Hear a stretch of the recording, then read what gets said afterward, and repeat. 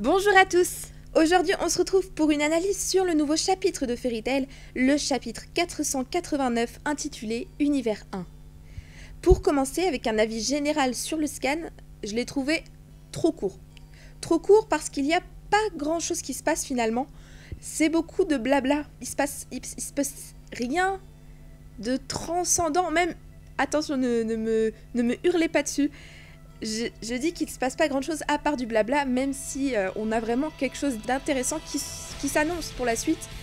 Nous allons évoquer donc 3 points en particulier: l'affrontement contre Auguste, la libération de Mavis et enfin Aileen contre Acnologia. Comme je le disais, le scan est vraiment très court à mon avis. La partie sur Auguste, Natsu et compagnie dure 2 pages à peine il me semble. On voit bien que Natsu, Lucy, Happy, Brandich et Mest ne peuvent rien contre lui et ils se sont fait démonter en un quart de seconde avec une espèce de grande colonne de feu.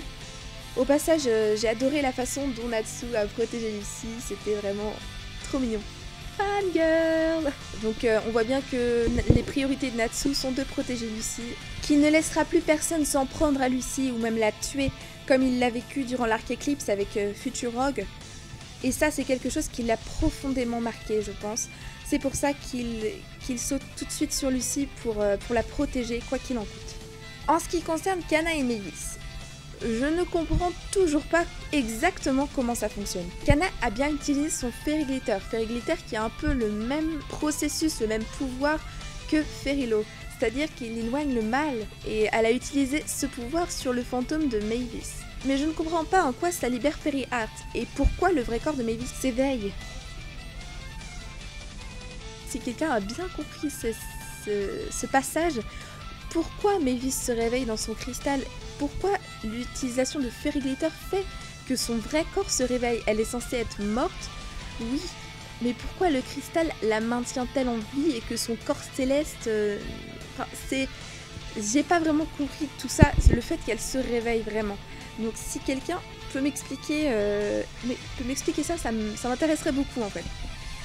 Et nous arrivons à la scène phare de ce chapitre, le combat entre Aileen et Acnologia.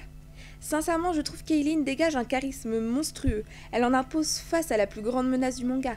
Elle se débrouille même très bien face à lui et ça ne m'étonne pas trop. Et elle n'avait dans les précédents chapitres aucune crainte en apprenant son arrivée. Si on prend par exemple Mardir, qui était quand même un antagoniste très marquant et assez stylé, il avait quand même un peu plus de crainte concernant Acnologia, et Zelef n'en parlons même pas. Tout ça pour dire que pour le moment, elle semble imbattable. Elle a le même niveau de dangerosité qu'Acnologia. J'ai hâte de la voir dans le prochain chapitre. En ce qui concerne les dessins, je trouve le combat très fluide. Je trouve que les coups sont intéressants, on voit vraiment l'intensité dans le combat. On arrive ensuite au moment clé du chapitre, un moment qui ne nous laisse pas en question. Elle libère une magie venue d'une nouvelle ère, selon ses dires. Mais qu'est-ce que c'est, une nouvelle ère? Même Acnologia n'en a aucune idée. Elle dit que c'est une magie qui n'a jamais existé. Mais qu'est-ce que c'est cette magie Univers 1? Est une magie de reconstruction. Est-ce qu'on va assister à une sorte de retour en arrière, un peu à la Ultir? Je ne pense pas, car ça ferait vraiment trop gros. On a déjà eu ce coup dans l'arc Eclipse avec la mort de Grey. Alors refaire ça avec la mort de Gajil, je trouverais ça totalement abusé. Après c'est sûr que revoir tous les Spriggans vaincus de nouveau, ça serait génial. Au contraire, j'adorerais en revoir certains comme God Serena, Di Maria ou encore Wallicht, qui ont été vraiment trop vite expédiés. Dans ce cas, cette magie, si c'est pas une magie de temps, en quoi consiste-t-elle? Univers 1 serait-ce un sort qui change tout l'espace? Est-ce que ça aurait une influence sur la personnalité de tout le monde dans le pays de Fioré? Parce que oui, elle a jeté ce sort vraiment sur tout le pays entier. Donc pour moi, il va vraiment y avoir quelque chose qui va se passer, qui va remettre en cause tout le manga. Est-ce que ce sort transporte les gens ailleurs, dans une autre dimension? Un peu comme Edolas. Edolas est un monde parallèle. Est-ce que là, on nous transporterait carrément dans une autre dimension? En voyant le titre du prochain chapitre, Fairy Tail 0, on peut s'attendre à retrouver les racines de Fairy Tail, comme dans le spin-off qui s'intitule également Fairy Tail 0. Va-t-on revoir certains personnages comme Yuri?